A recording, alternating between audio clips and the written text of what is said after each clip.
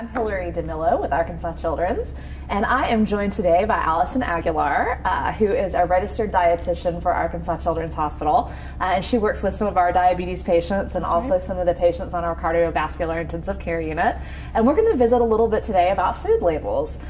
So thank you for joining us today, Allison. Thank you so much for having me. Yeah, tell me a little bit about why it is so important for families to really be paying attention to food labels. Well, food labels are just going to give us an idea of the different nutrients that are in food, so it helps us make healthier choices that way. Okay, so tell me a little bit specifically about the kind of information that's on a food label that can be helpful to a family. Sure. So I've got an example here. This just tells us, the first thing at the top tells us it's the serving size, which is really important that we know because everything listed on the food label refers to what's in the serving size. So for example, in whatever food this would be, the serving size is half a cup. Another thing up here is the servings per container, which is also really important. I think sometimes we often will eat something that we think is just one serving size in a bag, for example, a bag of chips. But if you turn that bag of chips over and you look at the servings or the nutrition facts, you'll find out there's 2 or 3 servings just in that one bag. Yep. We've got the calories up here. It'll tell you total fat and break that down into saturated, trans fats. And then it also has cholesterol, sodium, potassium, and then total carbohydrate, dietary fiber, and sugars. A lot of food labels are adding added sugars as well, and then there's protein on here too, as well as some vitamins and minerals down here. So that's important information, but what's also important is really the context of what those things mean in your diet and your child's diet, right? Exactly.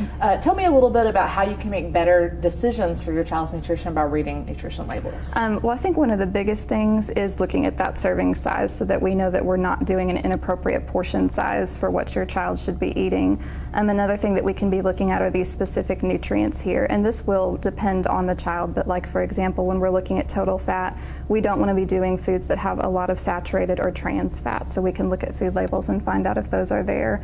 Additionally, if it would be something that doesn't have a lot of fiber or has a lot of added sugars, that would be something we would want to try to limit as well. Okay.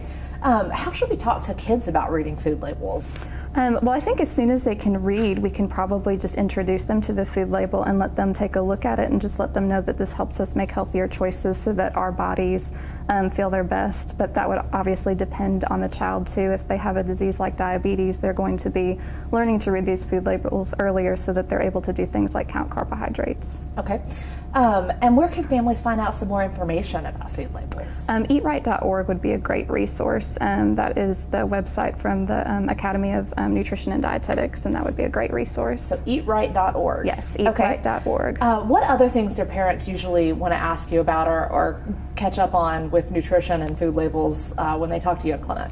I think a lot of times parents want to know specifically numbers like how many grams of fat should my child have, how many grams of carbohydrates, and that's really going to vary from child to child, so that would be something that they'd want to talk to a registered dietitian about for their child specifically. And how would you connect with a registered dietitian?